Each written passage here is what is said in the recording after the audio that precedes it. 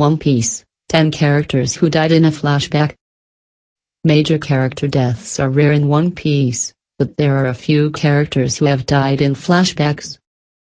Death is a rare occurrence in most One Piece story arcs since it often contrasts with the series' lighthearted and adventurous tones. It's rare that someone will meet their end in the middle of an arc, and even more uncommon if the person in question is a hero.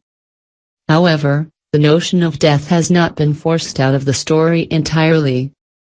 Rather, it simply happens in flashbacks and is used to justify a character's actions in the present.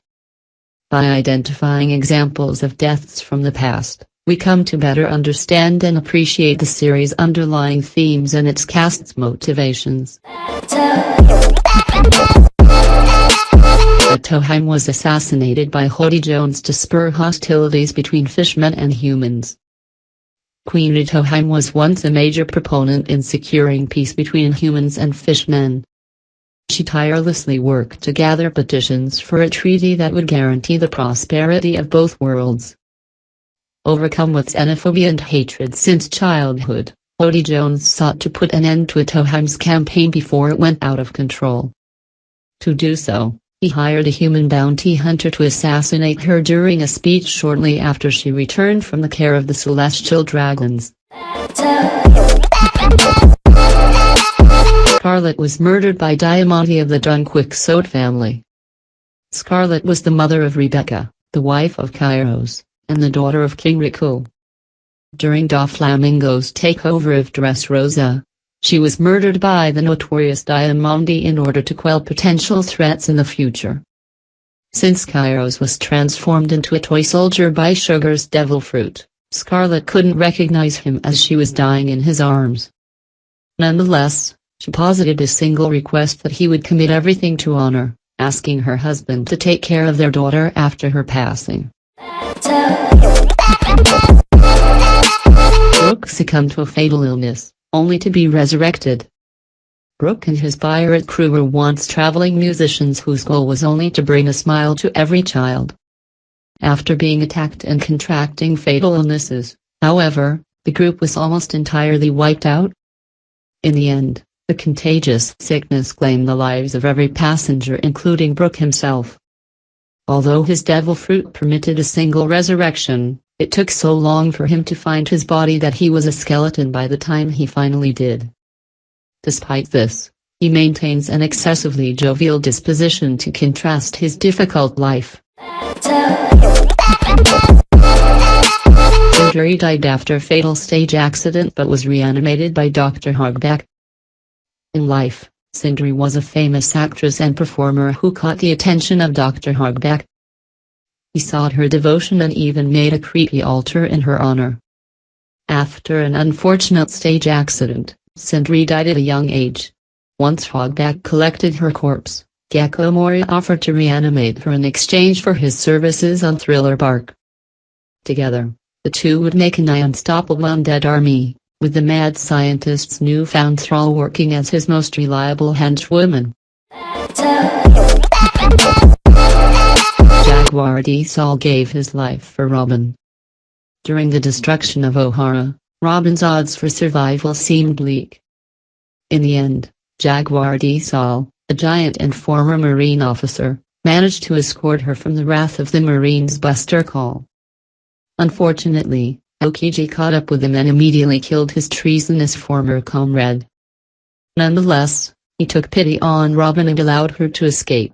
Saul may have died, but his lesson to never stop smiling would remain with Robin for the rest of her life. Porkme was murdered by Blue Gem for his failure.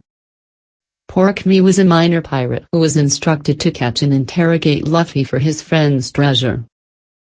Despite being a hardened criminal, Luffy and his two brothers managed to overpower him before escaping. Blue Gem was disgusted by his subordinate's complete failure, especially given the fact that he was bested by a trio of children. When he discovered the level of Porkme's ineptitude, he personally went to his hideout and shot him dead. Given Porkme's utter failure to accomplish anything, it makes sense as to why he has one of the lowest bounties of the entire series. Chyna died to a serious illness. Chyna was Usopp's mother and Usopp's wife. After the latter's abandonment, she fell gravely ill and lingered on the brink of death. In order to lift her spirits, Usopp would often fabricate his father's return, claiming that he saw his ship just over the horizon. She was endeared by this gesture, although it ultimately wouldn't be enough. In the end, she lost the battle against her illness and quietly died in bed. Usopp was heartbroken at her passing and mourned her immensely. Valmir died standing up to Arlong. When Arlong's pirates arrived to terrorize the East Blue, most cowed before him. Fishmen were 10 times more powerful than traditional humans, so submitting was a rational act of self-preservation. They were especially intimidating given how badly they brutalized Genzo. However, Valmir would not be subjugated and set an example for others by standing up against Arlong. Unfortunately, she was executed for her heroism, and her death significantly traumatized Nami.